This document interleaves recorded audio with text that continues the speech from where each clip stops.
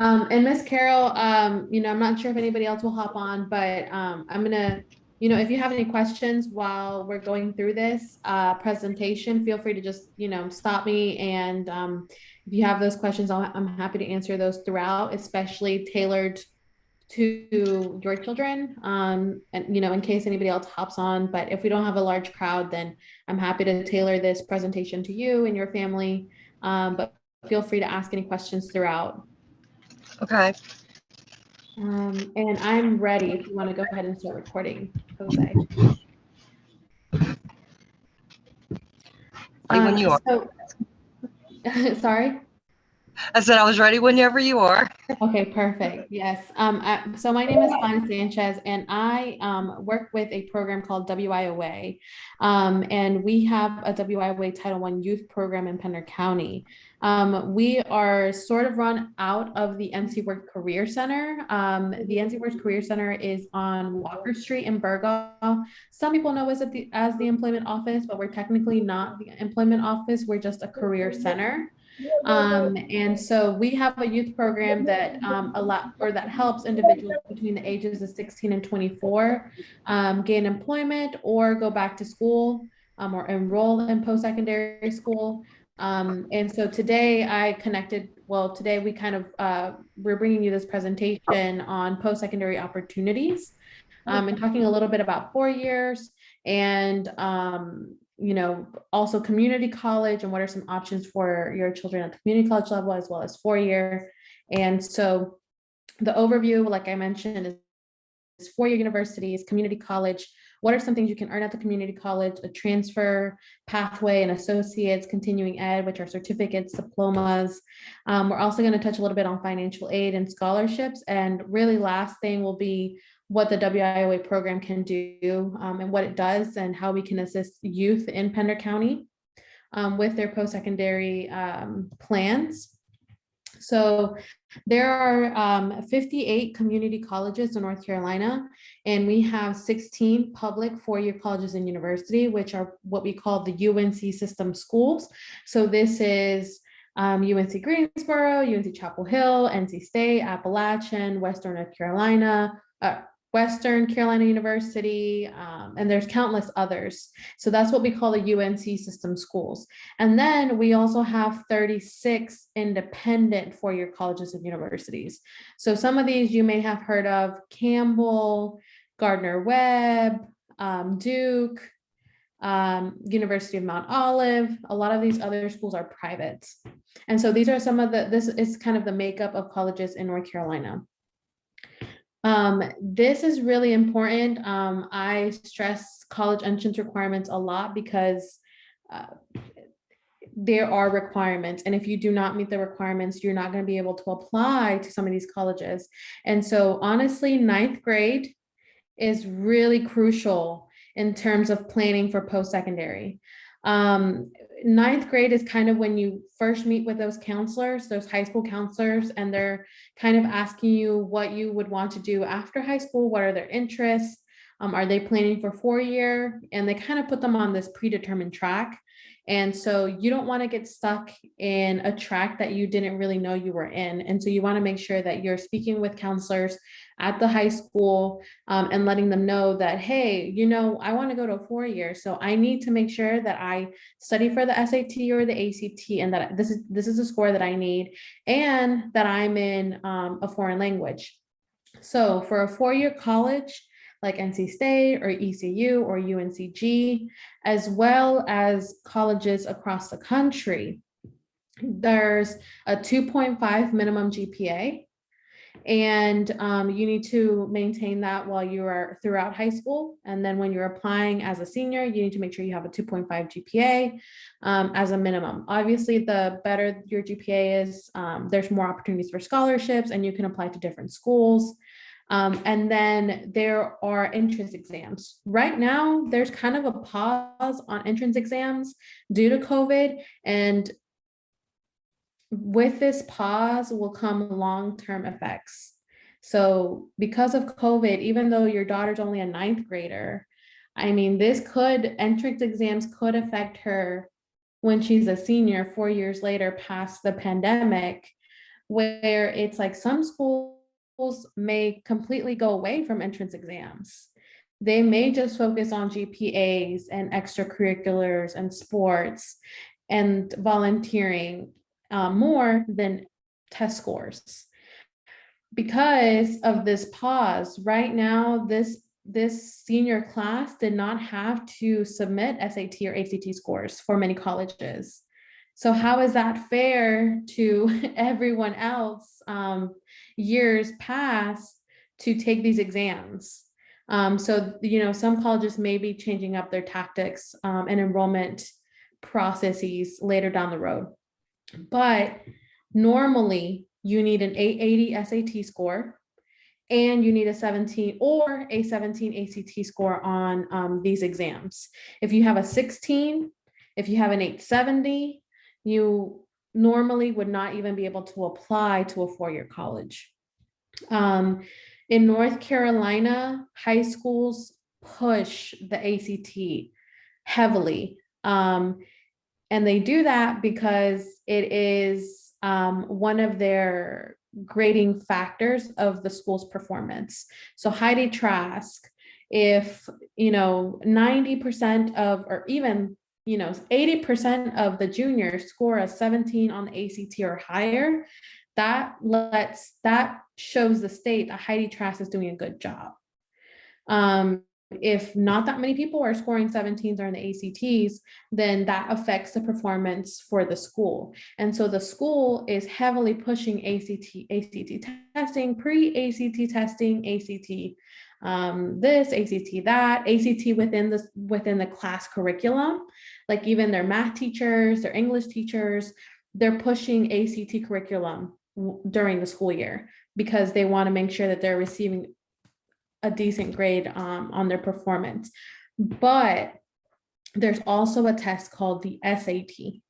And so I'm kind of biased too between the SAT and ACT because the schools push ACT, but your child may not like the ACT.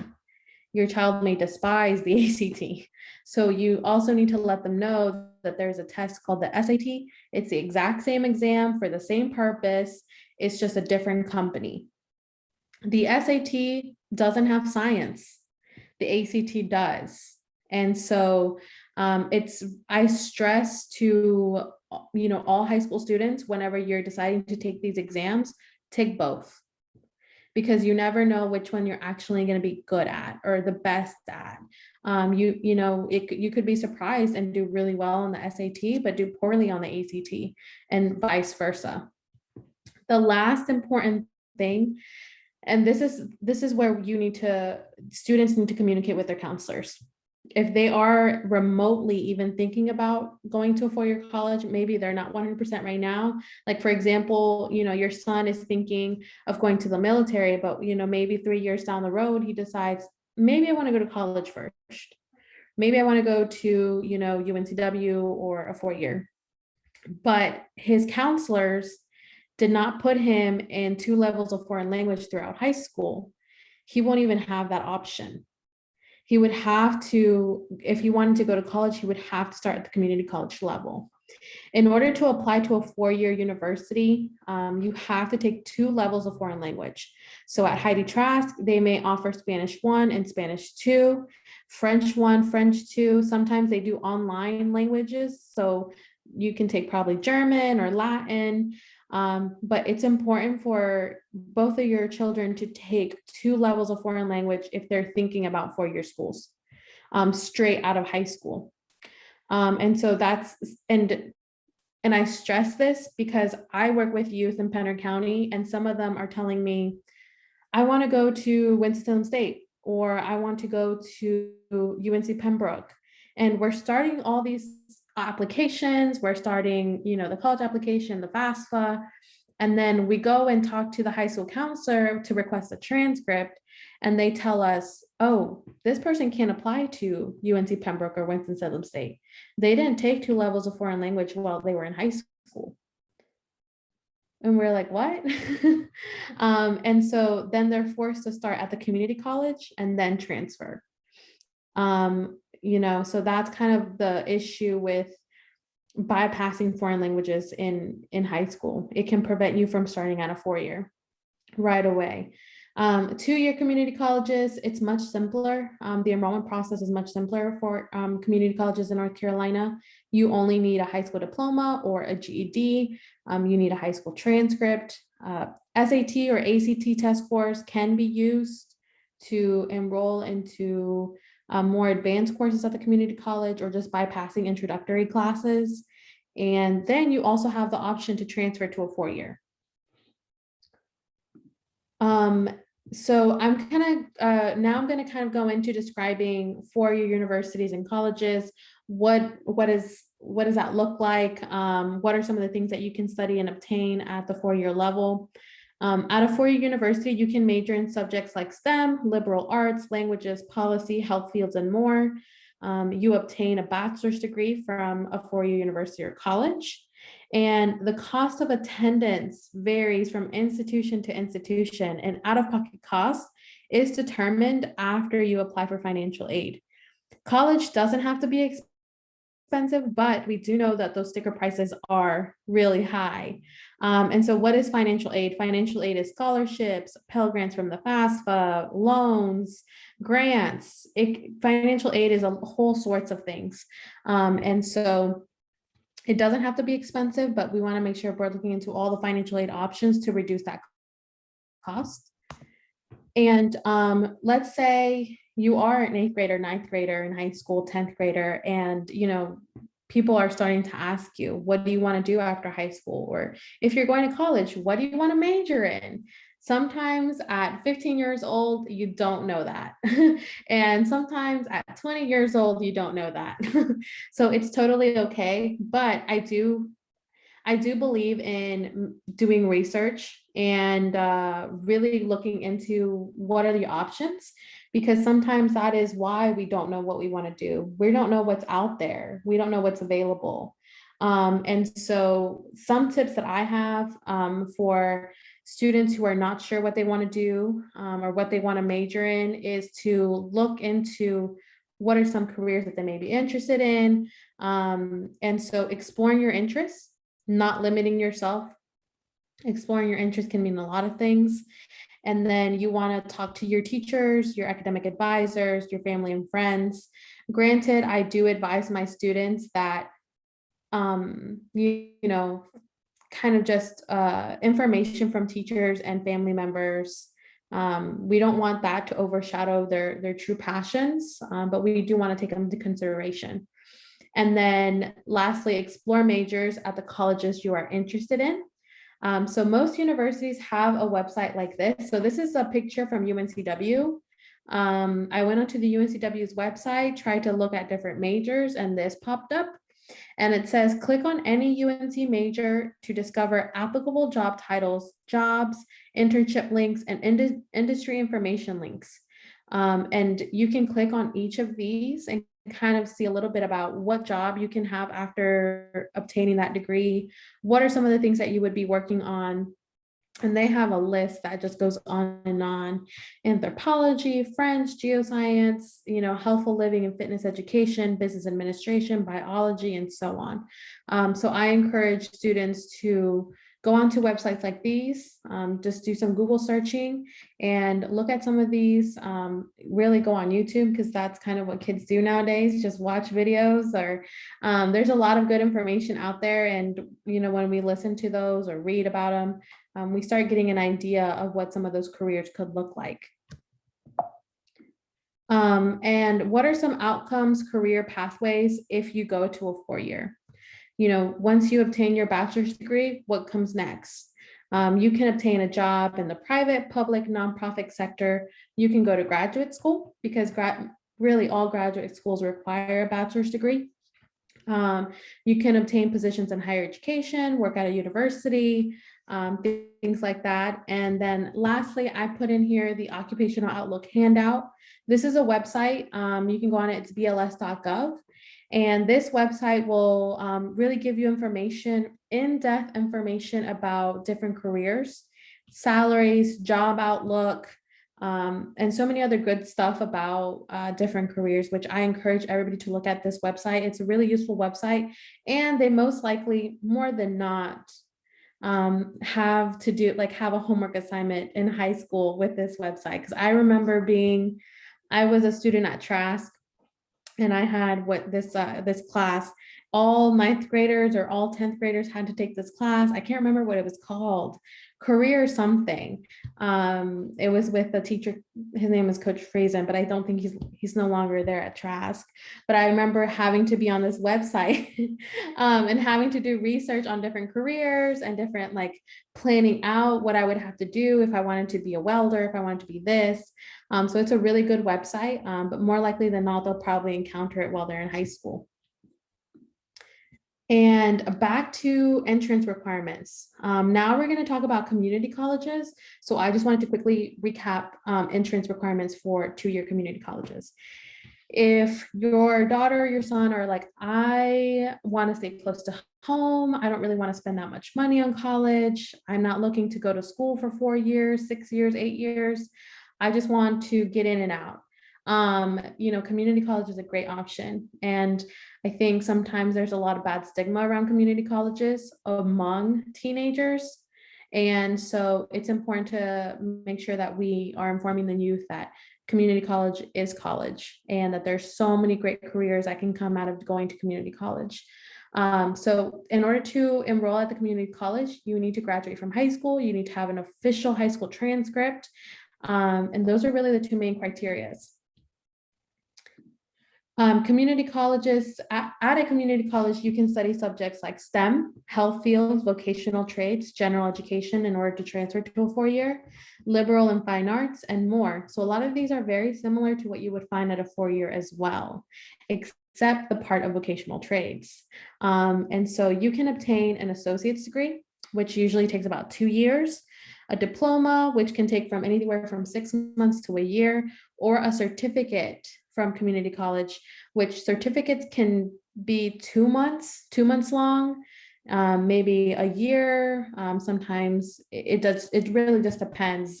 Some of these are really short programs, and you can get a really high paying job from going to school and finishing in 2 months. And we'll talk a little bit about those in a second. Cost of attendance varies from institution to institution, like I mentioned with 4 years, and out-of-pocket costs are determined after you apply for financial aid. Applying for the FAFSA, applying for scholarships, applying for grants and loans. It is obviously more known as a fact now that obviously community college is way less expensive than 4-year, and that is true. Community college is more affordable, and there are a lot of ways to get community college completely free. So that can be through financial aid, that can be through scholarships, and so it's a great investment to go to community college or start off there. And now we're going to talk a little bit about vocational trades. So community colleges offer many vocational trades, which can be known to be hands-on. These trades offer lifelong, high-paying careers. Some examples are welding, marine technology, dental hygiene, medical assisting, law enforcement, emergency services, cosmetology, diesel mechanics, nurse aides, medical sonography, truck driving, culinary, carpentry, horticulture, HVAC, plumbing, and so much more. And the big perk about it is it does not take 4 years to study any of these trades. So on this, on the right-hand side, I have 2 examples. I got these off the Occupational Outlook handout that I mentioned earlier. So I pulled up dental hygienist and HVAC. So it says here to be a dental hygienist, the 2020 median pay was $77,000 per year. The typical entry-level education is an associate's degree, so 2 years. And then the job outlook is 6% faster than average. So that's awesome. And then HVAC, the 2020 median pay for an installer in HVAC is earning around $50,000 per year, $24 an hour. And really to get your certificate or diploma in HVAC is less than 6 months, maybe a year. It really does not take that long to become HVAC certified or have your education in HVAC.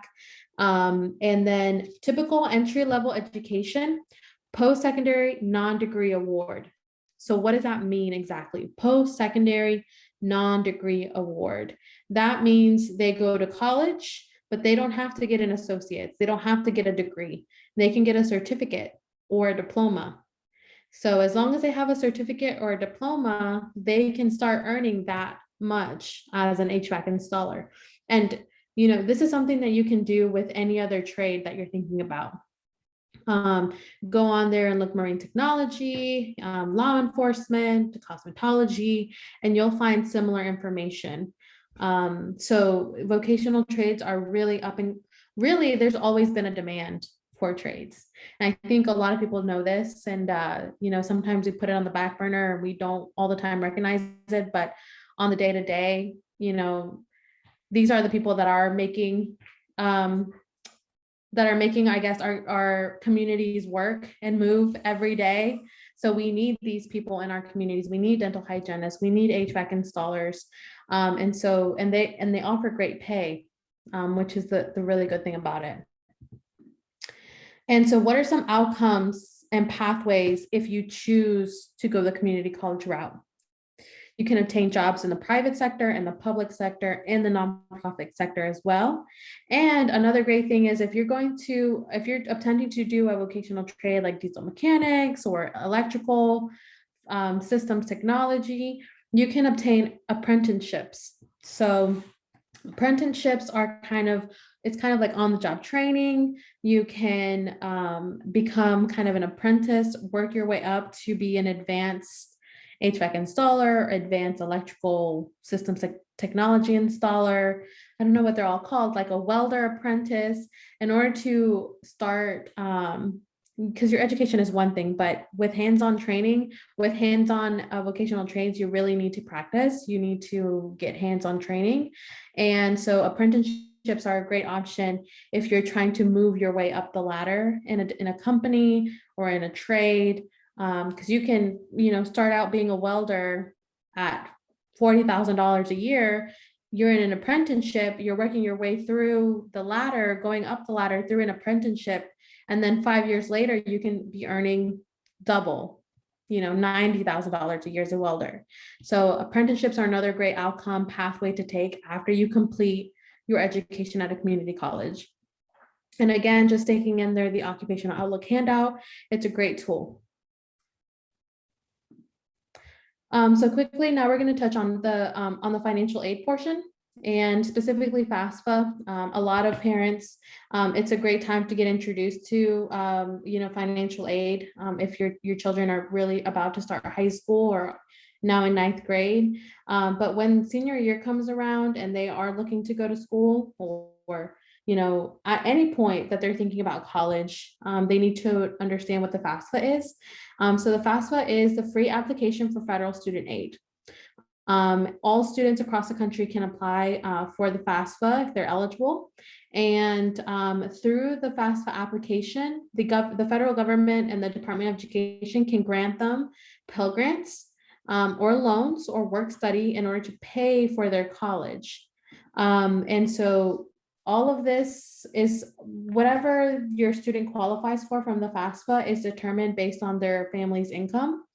And so if your children are seniors, they will utilize tax information from their family members or their parents to complete the FAFSA, and then the FAFSA will run the application, do some math, and then tell you, hey, you qualified for this much amount of the Pell Grant or this loan, or you're eligible for the college work study program, which is a program that you can work an on-campus job. Some people work at the library, some people work at the gym, and the college work study program is really nationwide throughout any college. So a public university or a community college, they offer work study. That money comes to the student's pocket. It does not go to the student's registrar's office or to their tuition. They can use it for tuition, but if they're working a job on campus, that money comes to them. They qualify for the program though through the FAFSA. The biggest thing that the FAFSA gives away is the Pell Grant. And I guess that they don't really give it to you, you just qualify for it. And when you enroll in the college, then the college will request that money from FAFSA. So the student will never see the Pell Grant. It'll come through the college, and if there's any money left over, then the college itself will refund the student any money that's left over.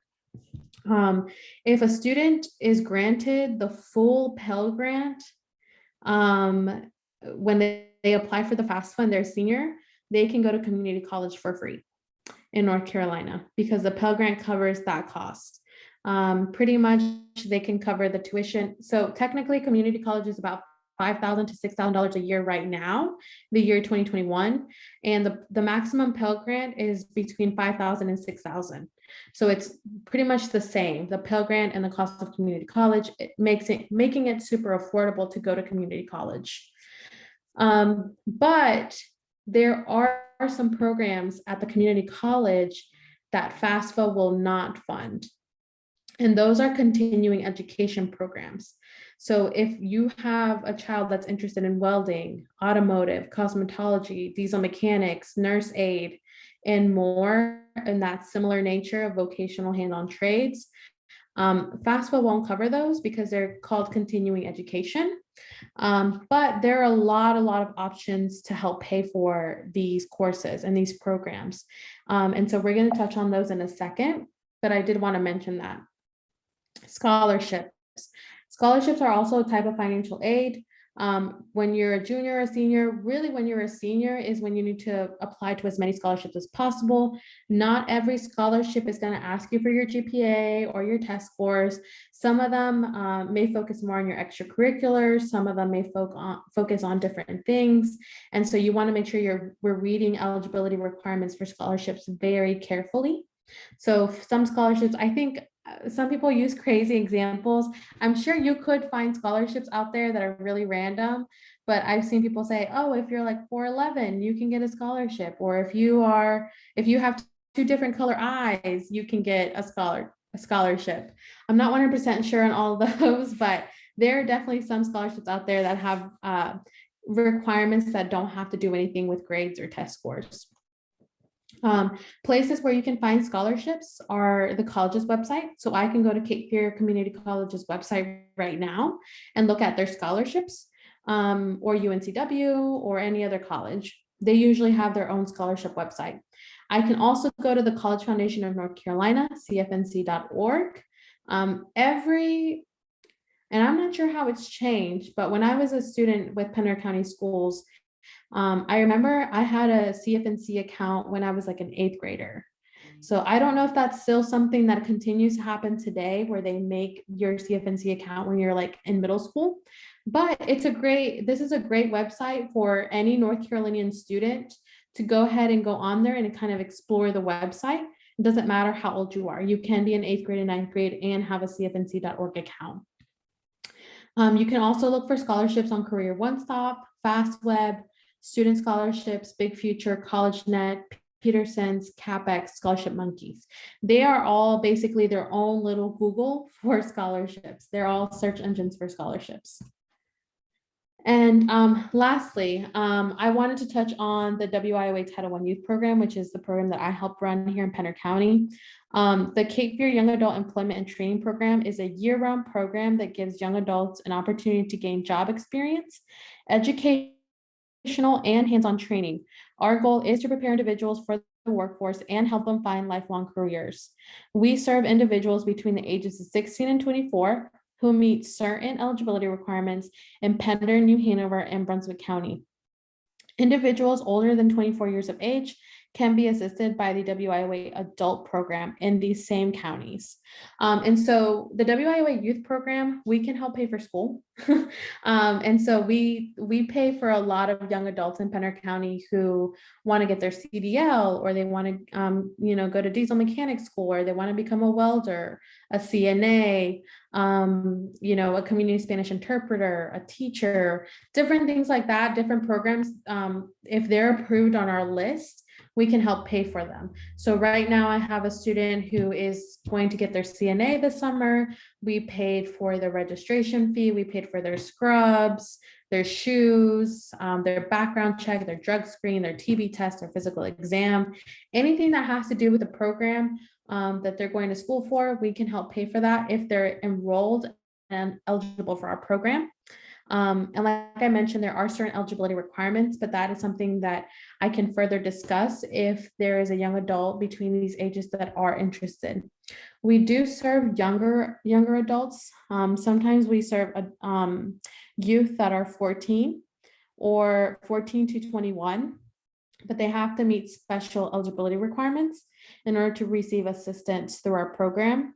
But the youth program is the WIOA program in general is a great way to get funding for school if you don't get anything from FAFSA, or you want to do a vocational trade, but FAFSA won't pay for it.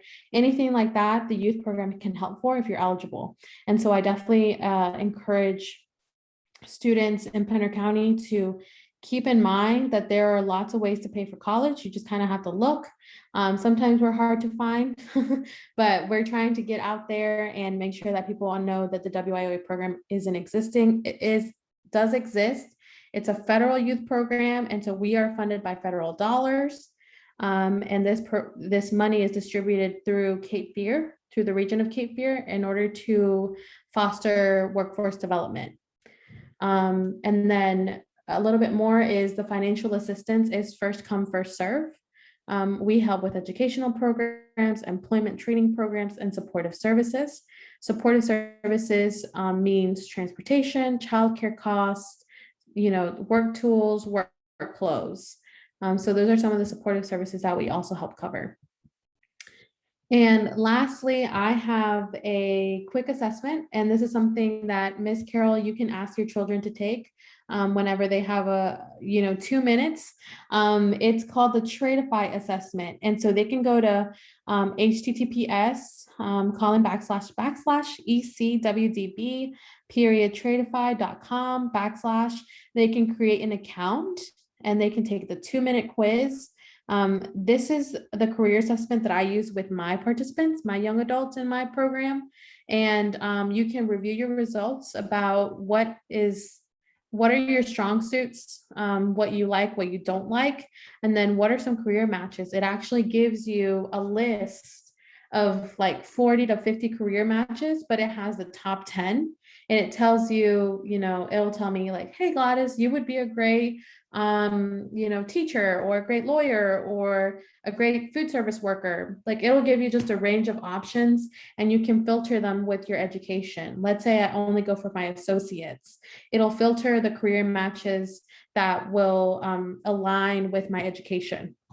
If I wanted my master's, or if I wanted my doctorate, it would match my career matches to my level of education. So it's a great assessment, and it's really easy to take because it's just pictures. So the assessment is just pictures and you just click on the picture that you like the best.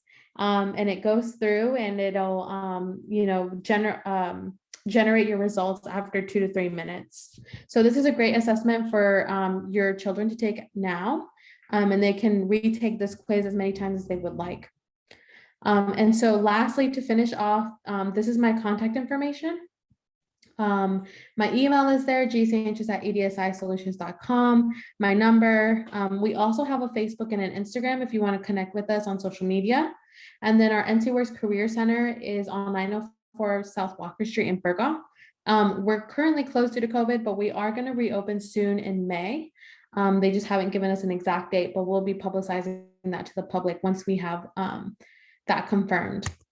So I know that was really quick and really fast, but I wanted to make sure that we had time for questions. So Miss Carol, do you have any questions? Actually, not at this time, but I was just going to mention that I work at CFCC, so I know all about those deal things right there. So Awesome, wonderful. Oh my gosh, what do you do at Cape Fear? Believe it or not, I am actually a security guard slash parking guard. Awesome. Yeah, Write and tickets to the students. awesome. But yeah, these programs are great. I think Kefir is a great option. And sometimes I talk to some of my participants who have gone to diesel mechanic school or truck driving school, and then they're Mhm. telling me how much they love their new jobs and their new career and that they're making more money than me. So Oh yeah, yeah. I get that Um, too. So it's a great option. it But is. yeah, if you have any questions, always feel free to reach out to me. I think this is being recorded, so I think Mr. Herrera will send out the recording if you ever need my contact information. It's in there. Yes. Okay. But yeah, if you know anybody, any young adults that maybe are within the age of 16 and 24 and are looking for additional assistance, feel free to refer them over to us as well. We're happy to help. I sure will. Awesome. Thank you, Miss Carol, for your time. Have a great All right. evening. You too. Thank you. Thank you. Carol, can I get